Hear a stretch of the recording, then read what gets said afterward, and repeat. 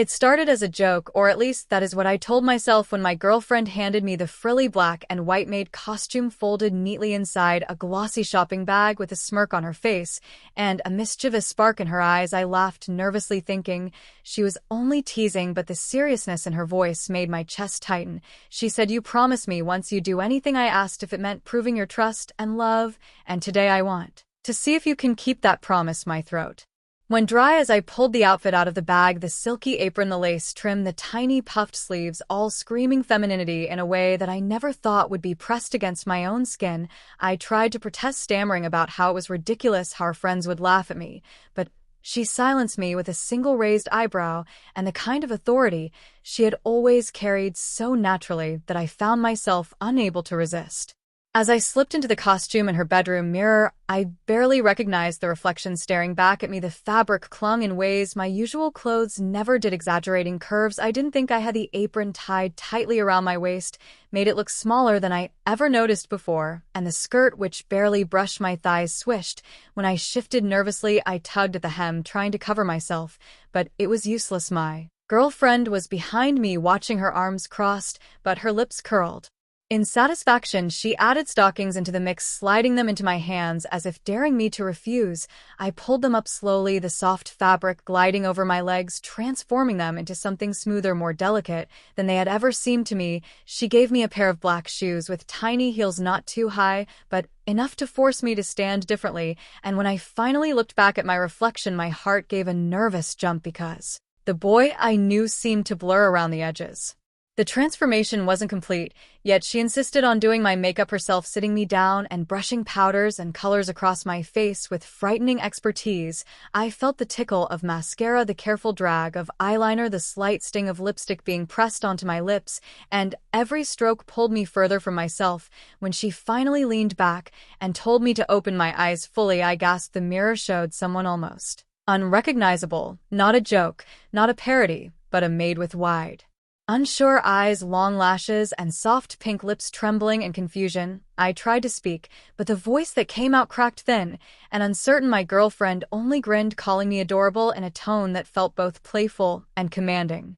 Then came the true test. She had planned. Her friends were coming over for a small gathering. She hadn't told them about me being dressed this way, but she insisted I greet them in full costume and serve them like a proper maid. My stomach dropped, my knees felt weak, but she guided me to the living room, whispering that I could either prove myself now or admit I had no courage to follow through with the promises I had made to her. The doorbell rang before I could argue any further. When her friends walked in, laughter and chatter filled the space, but it all came to a stunned pause when they saw me standing there in my outfit, tray in hand, face flushed hotter than fire. My girlfriend introduced me casually, as if it were the most normal thing in the world, explaining that tonight I would be there. Made their reactions varied. One burst into giggles, covering her mouth, another raised her brows in disbelief, and the third simply smiled in amusement. I wanted the floor to swallow me, but my girlfriend's firm hand on my back pushed me forward to offer drinks. Every step was an ordeal, the skirt brushing my thighs, the shoes clicking against the floor, the tray wobbling in my trembling hands. Yet, as the evening went on, something strange happened. Instead of constant mockery, there was curiosity. Her friends whispered to one another, then called me over, asking me to turn so they could see the outfit better, adjusting my apron, teasing, but also complimenting how surprisingly well it fit. One of them even remarked that if she didn't know better, she might have mistaken me for a girl helping at a cafe. Their words sent confusing shivers down my spine, a mixture of humiliation and something else I couldn't name. My girlfriend kept watching me with satisfaction, making sure I stayed in character, correcting my posture, telling me to curtsy when I placed a drink down, guiding me with a strict but playful tone. And every time I obeyed, their laughter turned from mocking to entertained admiration. They began treating me less like a joke and more like the role I was playing, sometimes snapping their fingers for attention, sometimes thanking me sweetly, as if they too were adjusting to the idea that I wasn't just their friend's boyfriend, but the maid serving them tonight.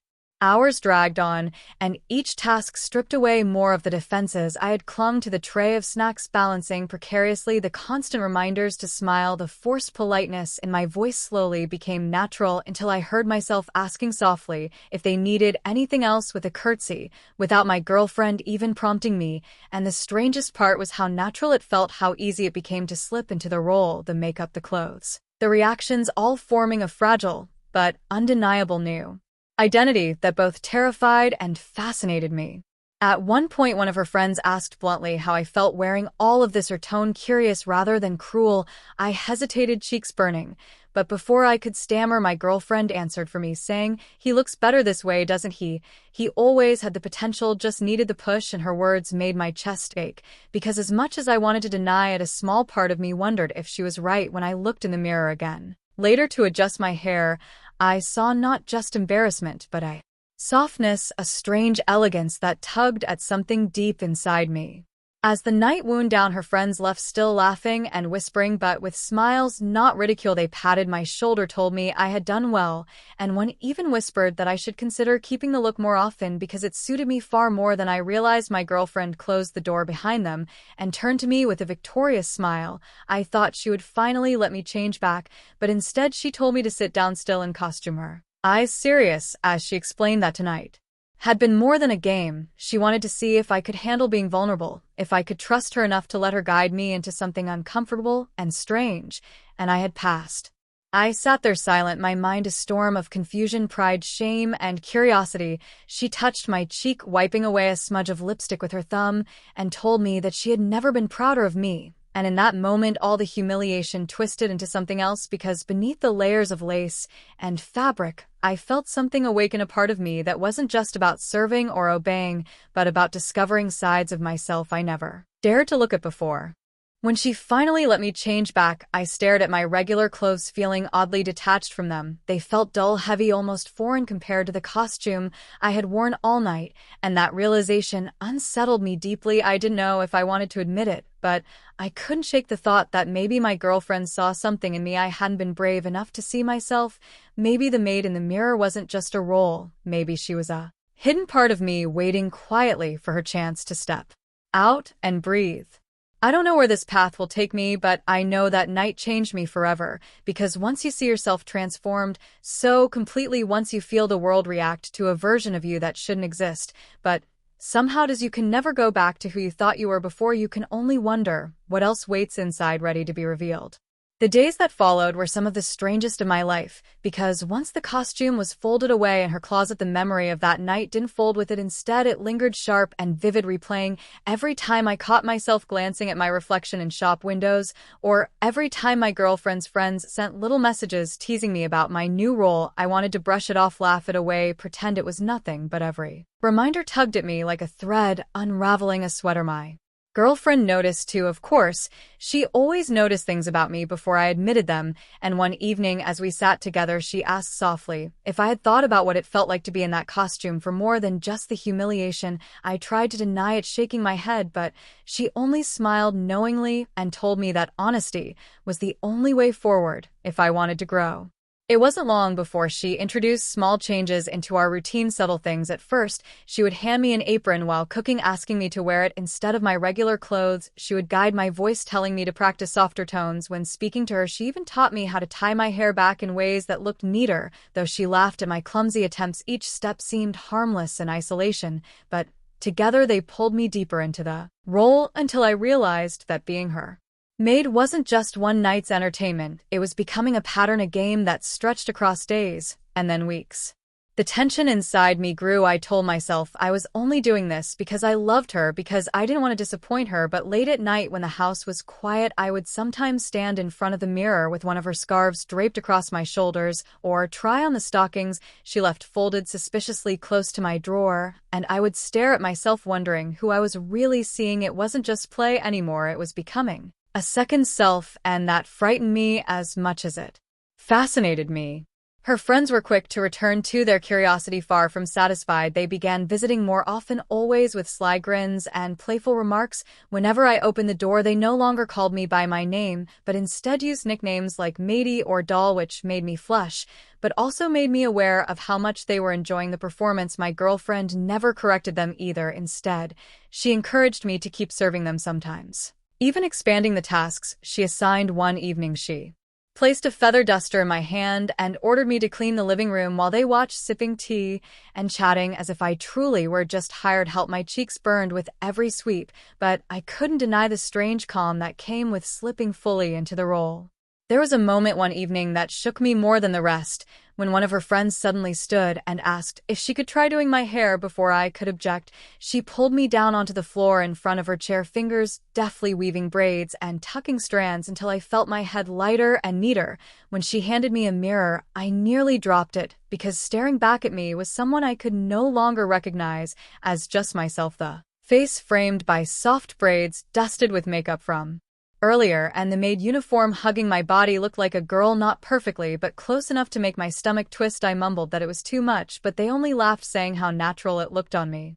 After they left that night, my girlfriend sat beside me, her expression softer than I had ever seen. She told me that she was proud of how far I had come, but that I needed to stop pretending this wasn't affecting me. She said she saw the way my eyes lingered on the mirror, the way I adjusted my skirt without thinking, the way I blushed, but didn't pull away when her friend styled me. She asked me directly, "Do you want to keep this part of yourself hidden, or do you want to see where it goes?" My throat tightened because I didn't know how to answer. All I knew was that the choice wasn't simple anymore.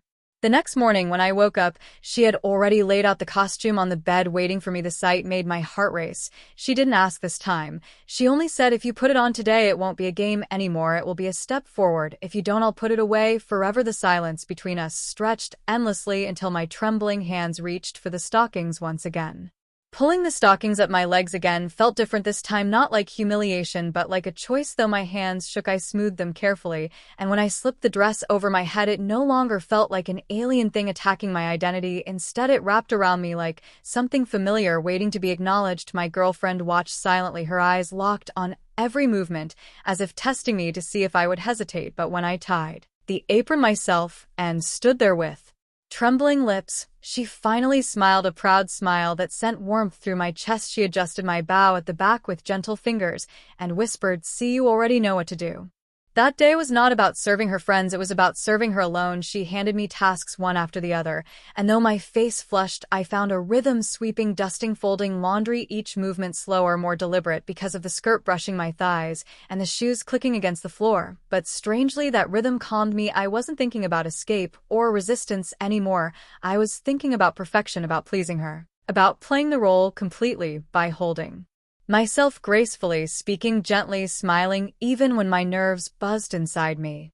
At one point, she called me over and asked me to pour her tea. I carried the tray carefully, curtsied without even realizing it, and when I set the cup down without spilling a drop, she clapped softly and told me I was improving faster than she had imagined. The praise hit me in a way I wasn't ready for. My chest tightened, not with shame, but with pride that didn't belong to the boy I thought I was, but to this new self I was learning to inhabit. Days passed, and each one pulled me deeper. She stopped calling it play altogether. She began introducing me to new duties: ironing, polishing, even preparing simple meals. And every time she corrected my posture or guided my tone, I absorbed it like a student desperate to impress a teacher. Her approval had become a currency I craved, and each nod, each smile, each soft word of "well done" tied me tighter to the identity of the maid I had once feared. The turning point came when she took me shopping. I thought we were going for groceries, but instead she steered me into a boutique lined with frilly dresses, soft fabric, stockings, and accessories. My stomach dropped. I wanted to run, but her hand held mine firmly, guiding me between racks, as if she had already decided this was necessary. She lifted a dress against me, tilting her head critically before nodding and sending me to the changing room. I stepped inside, clutching the garment, my reflection staring back at me, wide-eyed, trembling. I told myself I couldn't do it, but my hands betrayed me, slipping into the fabric, pulling the zipper up until the dress hugged me perfectly. When I stepped out, her friends were waiting too. I hadn't realized she invited them, and the burst of applause and gasps of delight nearly knocked me to the floor. They circled me, complimenting, tugging at ribbons, adjusting hems, and in that whirlwind of attention, I couldn't tell whether I was drowning or floating. All I knew was that each remark, each approving smile, each playful laugh chipped away at the last defenses I'd clung to, and when I finally caught my reflection in the store mirror, I didn't see a boy trapped in a costume anymore. I saw someone else entirely, someone softer, someone graceful, someone who could exist if I dared to let them.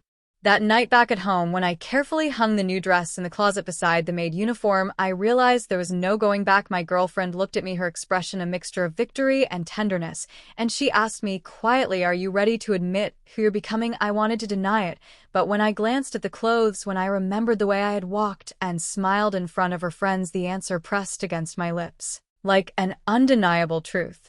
I whispered, "I don't know who I am anymore," and she cupped my face gently, saying that was the first honest thing I had said since it began. The days after that confession blurred together in a strange haze of routine and discovery, because once the words had left my mouth, there was no way to take them back. My girlfriend became gentler with me in some moments, firmer in others, as if she understood that I was no longer resisting, but still terrified of what I might find if I let go completely. She guided me carefully, dressing me in the uniform whenever she thought I needed reminding, but also sometimes offering softer dresses or cardigans. Things less like a costume and more like a real wardrobe. She never forced me directly. Instead, she created situations where the choice seemed mine, though I knew deep down she was nudging me every step. Her friends began to treat it as normal too. They no longer giggled as much when I curtsied or served. Instead, they spoke to me as though I really were part of their circle, including me in their conversations, asking my opinions, laughing when I blushed at compliments I didn't feel I deserved, and with each gathering, the line between joke and reality blurred further. One evening, they asked me to sit with them instead of serving, and before I realized it, I was chatting, sipping tea, adjusting my skirt nervously, as though it was the most natural thing in the world. But the most startling change happened inside me when I started to notice the little habits creeping in outside of their games. When I stood straighter, shoulders back, chin lifted, just the way she had corrected me. When I heard myself speaking in a softer tone, even without thinking. When I reached for her hairbrush one morning and instinctively smoothed my own hair into a neater style. These were not things I was pretending anymore. They were things becoming part of me, and each realization sent both fear and strange warmth spiraling through me.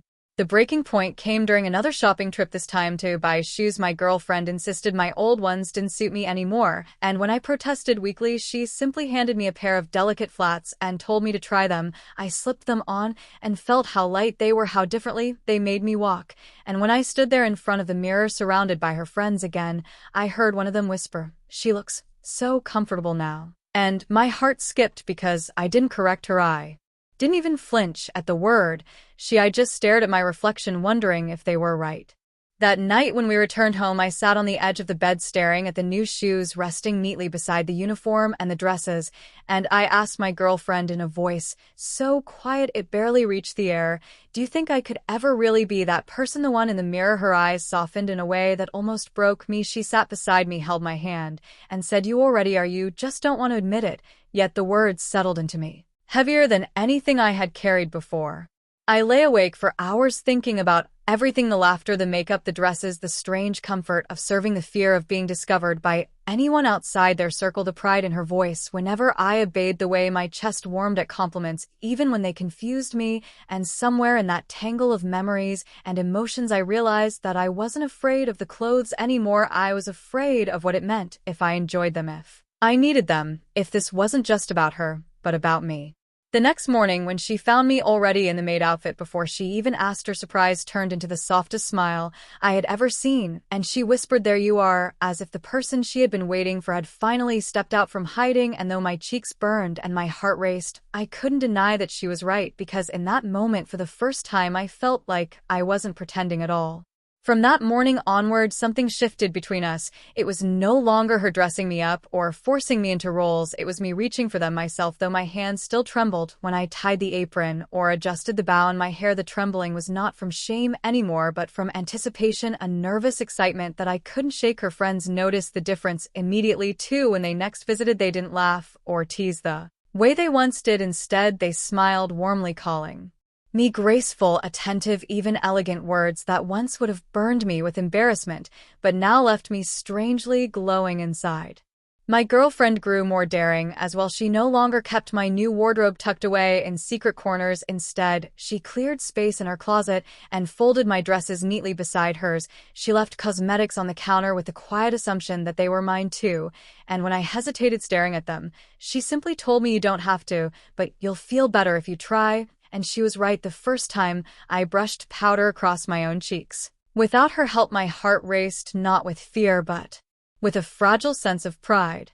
But with every step forward came the fear of being seen by someone outside her circle. The thought of neighbors, friends, family walking in and finding me this way haunted me even as I smiled and served tea for her guests one evening. While I was dusting her living room in the uniform, the sound of a knock at the door made my stomach drop. I froze, but she calmly told me to keep going and opened the door to let in a delivery man. I wanted to vanish into the walls, but I heard him mutter a polite compliment about how neat her maid was before leaving without a second glance, and though my face burned, I realized the world had not ended.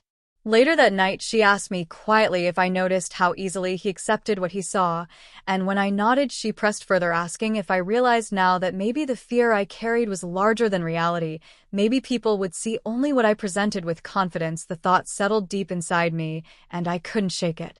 The real test came a week later, when she surprised me with an invitation. She had arranged for us to visit a small cafe, not just any cafe, but one where the staff all dressed in elaborate maid uniforms. She wanted me to see I wouldn't stand out there, that I could exist in a space where my reflection matched the others around me. My hands shook violently as I slipped into the outfit that day, afraid that stepping outside dressed this way would shatter me, but she held my hand tightly, whispering that she wouldn't let me face it alone.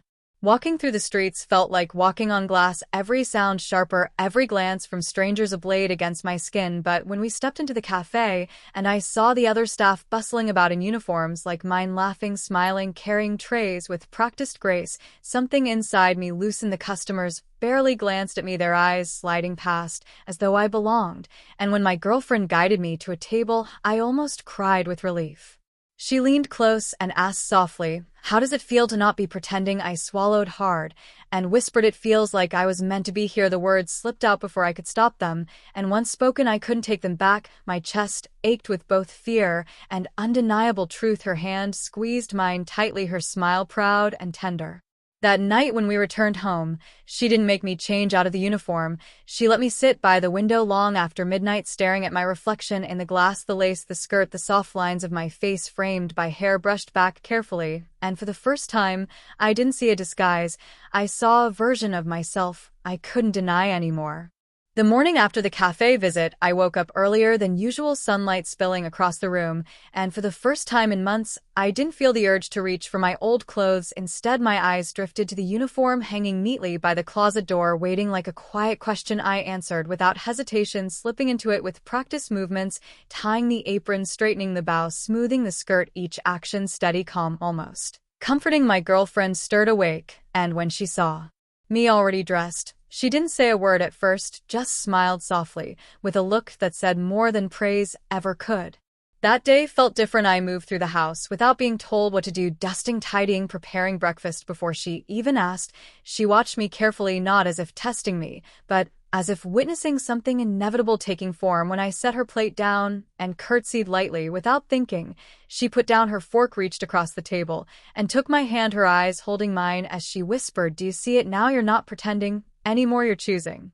Her words echoed in me the rest of the day, louder than my own thoughts, and I knew she was right. Every choice I made recently led me here, not by force, not by accident, but because a part of me wanted this, needed this. Even when I denied it later that week, her friends visited again, and when I opened the door in full uniform, none of them gasped or giggled. Instead, they smiled, as if they had been waiting to. One even hugged me warmly, saying welcome back, as though I'd finally returned to a place I belonged. The final test came unexpectedly one evening when my girlfriend sat me down serious. For once, no teasing, no playful commands. She asked me to close my eyes and tell her honestly who I saw. When I pictured myself, I trembled, unsure, but the answer rose before I could stop it. I whispered, "I see her, the maid, the girl in the mirror, the one I thought was a costume, but isn't." And when I opened my eyes, she was smiling with tears glinting in her lashes. She pulled me close and whispered, "Then let her live, don't hide her anymore." Something inside me broke open, then the fear, the shame, the constant second-guessing crumbling away, leaving behind only relief, raw and trembling but real. I buried my face against her shoulder, and for the first time admitted aloud, "I don't want to go back to who I was." She held me tighter, promising I wouldn't have to, not unless I chose to. From that night onward, the uniform was no longer a game or punishment. It became part of my daily life, not just for gatherings or secret evenings, but woven into the rhythm of who I was. When I passed the mirror, I didn't flinch. When her friends visited, they didn't tease, they welcomed me. When she looked at me, she no longer called it a role, she called it me. And though the journey terrified me, every step it also freed me, because I finally understood that the maid I had become wasn't someone else all. She had been inside me, waiting, patient and silent, until love and circumstance unlocked the door.